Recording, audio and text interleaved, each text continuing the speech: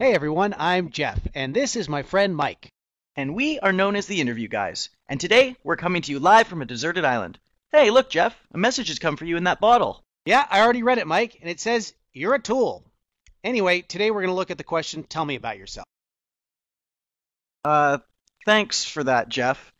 Anyway, as you know, this is one of the most commonly asked job interview questions, and if you don't know what you're doing, it can also be one of the toughest. But don't worry, folks, because the Interview Guys are here to help.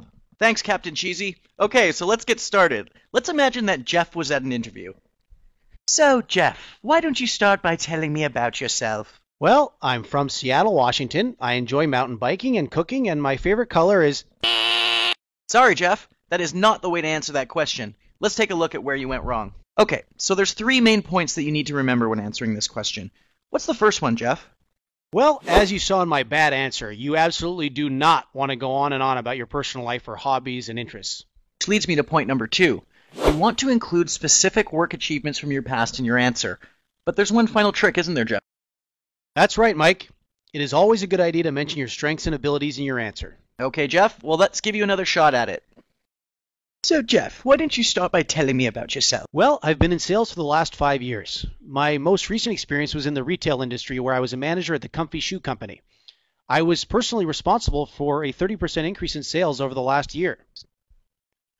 I'd say that my main strength is my leadership ability, which was evident in the way I mentored my sales team to reach our lofty goals. What I'm looking for is a company that values teamwork and the group dynamic, where I can join a strong team and have a positive impact on the team dynamic and sales revenue. Outstanding work, Jeffrey. Way to use the 3 points we talked about effectively.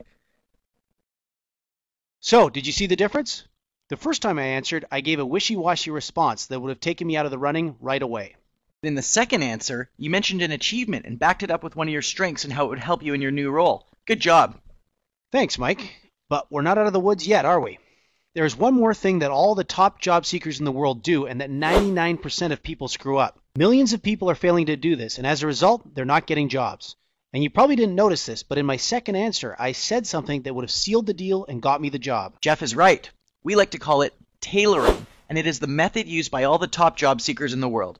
As we always say, you need to tailor your answers to the company you're interviewing with. You see, each company is looking for some specific traits, and you have to make sure you demonstrate in your answers that you have those traits.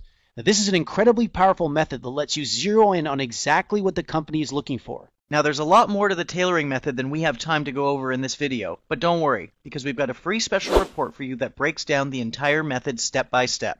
We're Jeff and Mike, the Interview Guys, and thanks for watching.